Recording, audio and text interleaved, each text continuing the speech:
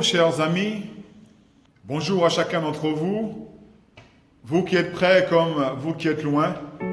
J'aimerais partager avec vous un passage extraordinaire de la parole de Dieu, un passage qui se trouve dans Matthieu 14, et ce passage nous parle de la multiplication des pains et aussi des poissons. La Bible nous dit dans le contexte dans lequel Jésus va multiplier ses pains et ses poissons, une foule nombreuse l'avait suivi. Et vous savez, Jésus avait cette particularité lors de son ministère, c'est qu'il y avait une foule nombreuse, dense, qui lui suivait. Et c'est vrai que ces personnes qui suivaient Jésus trouvaient en lui véritablement un secours. Et je crois que celui qui, de tout son cœur, cherche Dieu de tout son cœur, peut trouver en lui un véritable secours. Et ce qui va se passer, c'est que la Bible nous dit dans Matthieu 14, vraiment dans ce contexte, que la foule était nombreuse. Elle était nombreuse parce qu'ils avaient soif. Soif d'entendre des paroles de consolation, soif d'entendre des paroles de reconstruction, soif d'entendre des paroles qui transforment leur vie. Ces paroles étaient pleines de vie. Et quand Jésus commence à parler, c'est la vie qui commence à naître. C'est la vie qui parle. Quand Jésus parle, c'est la vie qui parle. Alors, il est dit qu'ils étaient dans un lieu éloigné.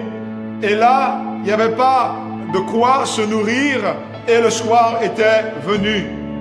Et là, la question va se poser, comment faire pour comment faire pour nourrir ces personnes? Les disciples avaient trouvé le moyen le plus logique, et vous savez que nous avons une logique. Et on ne peut pas reprocher à quelqu'un de raisonner, car il faut raisonner. Il faut raisonner. La foi, ce n'est pas quelque chose qui nous empêche de raisonner. Beaucoup pensent que lorsqu'on a la foi, on a perdu la raison. Justement, notre raison, c'est de comprendre quelles sont nos limites. Lorsque notre raison a ses limites, Dieu dépasse la raison de nos limites. Alléluia. Et c'est pour cela que Jésus va dire, nourrissez-les vous-même. Quelle demande, donnez-leur vous-même à manger. Et vous savez, lorsque Dieu nous parle ainsi, c'est qu'il y a quelque chose à nous apprendre. Jésus, en voyant la foule, était ému de compassion. Jésus, en regardant cette foule, était ému de compassion. Je crois que le ministère de Jésus a été motivé, a été dirigé par la compassion. Dieu est un Dieu de compassion. C'est pour cela qu'il a envoyé Jésus-Christ de plus près. De plus près. Alors, Jésus, en voyant cette foule, est ému de compassion. Et Jésus était toujours motivé par la compassion. Et il va dire à ses disciples, ceux qui marchaient avec lui, donnez-leur vous-même à manger. Mais quelle tâche, quelle direction? Alors, la raison va parler. Effectivement, ils n'ont pas de quoi nourrir cette foule. Effectivement, les moyens sont limités. Mais cependant, la Bible nous dit, il y aura une personne dans une autre version, un petit garçon qui avait simplement 5 pains et 2 poissons. 5 pains et 2 poissons. Ce qui est peu pour toute cette foule. Mais le Seigneur va faire quelque chose d'extraordinaire. Des fois, nous avons notre peu. Nous avons notre limite. Ce que nous avons en main est si petit. Nous nous disons, comment faire pour faire avancer les choses? Comment faire avec le peu que j'ai pour trouver une solution? Je ne suis pas en train de faire l'apologie de la pauvreté, mais il arrive, non seulement il y a le peu matériel, mais il peut avoir le peu spirituel, le peu, il peut avoir un désert dans n'importe quel domaine de la vie. Mais il y a toujours un petit quelque chose néanmoins entre les mains. Et je voudrais te dire et vous dire que le peu que tu peux avoir entre les mains, Dieu est capable de multiplier si dans ton cœur il y a une volonté d'ouvrir ton cœur à lui. Et voici ce que va faire le Seigneur en voyant toute cette foule. Il va agir. Parce que le cœur de ces hommes, de ces femmes qui étaient là, nous montre combien l'être humain a besoin de Jésus-Christ. On a besoin de Dieu, plus de Jésus-Christ. C'est pour cela que la Bible nous dit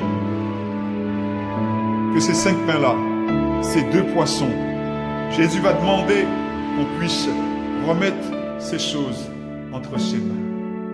Remettre le peu que tu as entre les mains de Dieu peut faire toute la différence. Remettre le peu que tu as entre les mains de Dieu peut être tout le changement. Peut-être que ta vie, c'est une vie démontée. Peut-être que ta vie, c'est une vie en lambeaux. Peut-être que ta vie, c'est une vie dans laquelle tu t'es dit, j'irai, je ferai des choses. Et maintenant que tu es peut-être dans une position même sociale extraordinaire, il y a un grand vide là dans ton cœur. Il y a très peu. Et le sens de la vie n'est plus. Je crois que Jésus-Christ est celui qui peut multiplier le peu que nous avons. Le peu que nous avons. Alors, il va prier. Alors, il va invoquer son Père.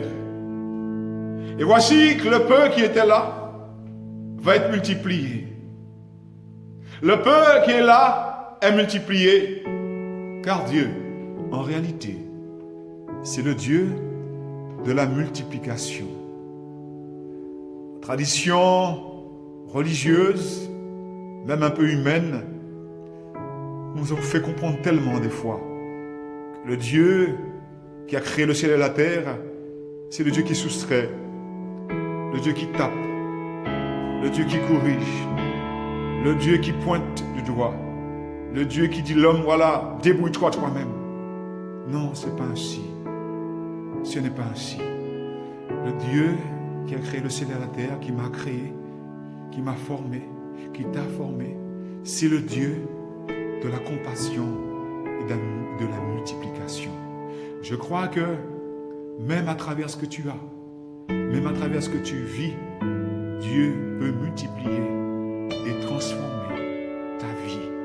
Il suffit simplement que tu lui donnes le peu que tu as. Jésus-Christ, c'est celui qui peut multiplier, qui peut transformer les vies. Je le crois.